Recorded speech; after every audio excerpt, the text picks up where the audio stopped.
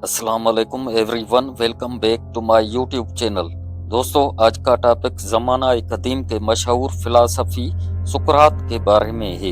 दोस्तों, क्या आप जानते हैं कि सुकरात ने जहर का प्याला क्यों पिया? अगर नहीं जानते तो हम इस स्टोरी में आगे चलकर उन बातों से पर्दा उठाने वाले हैं जिसे सुनकर आपके होश ठिकाने आ जाएंगे। सुकरात यूनान के शहर एथेंस में पैदा हुए।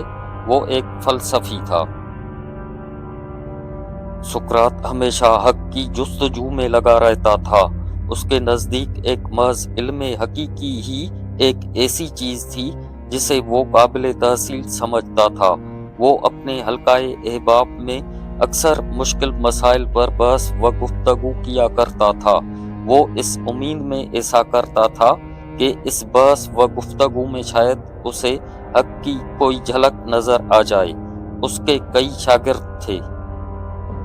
सुकरात का सबसे बड़ा शागिर्द अफलातून था।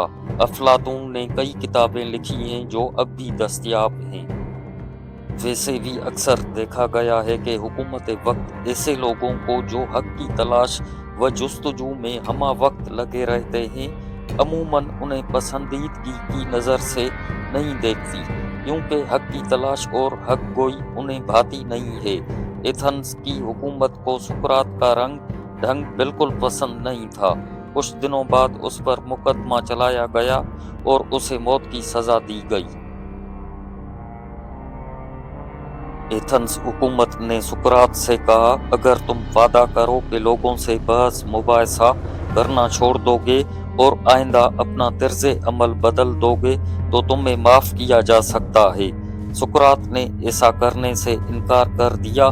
जिस बात को वो सही समझता था उसे तर्क करने पर उसने जहर के उस प्याले को तरजीह दी जिसे पी के वो हमेशा की नींद सो गया।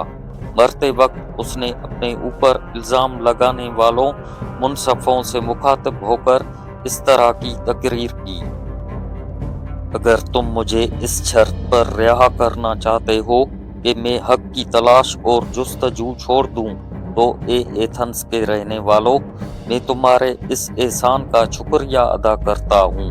मुझे माफ़ करो, मैं तुम्हारा ये हुक्म मानने के बजाय उस पाक परवरदिगार का हुक्म मानूंगा जिसने मुझे जान दी है, और जब तक जान में जान है मैं अपनी हक बीनी और हक शुनासी पर बहस व गुफ्तगू से बाज नहीं आऊंगा, और मैं अपनी ये आदत हरगिज नहीं छोड़ूंगा।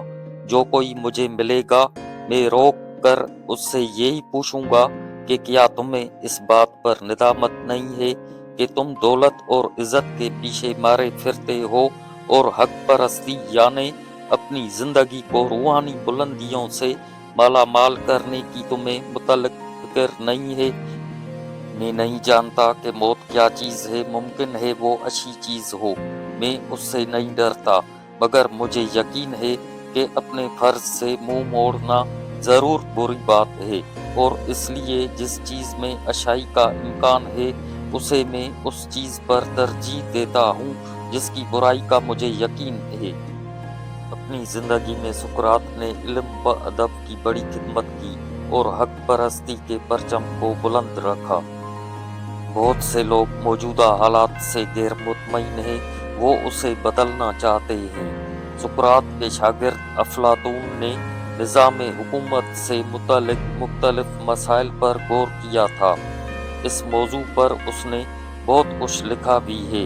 हम सोचते हैं कि उस ज़माने में भी लोग इस बात पर गौर किया करते थे कि किसी मुल्क के समाज को या उसकी हुकूमत को किस तरह ढाला जाए, जिससे लोगों को ज़्यादा से ज़्यादा इत्मीनान और खुशहाली की ज़िंदगी बसर करने का मौका मिले।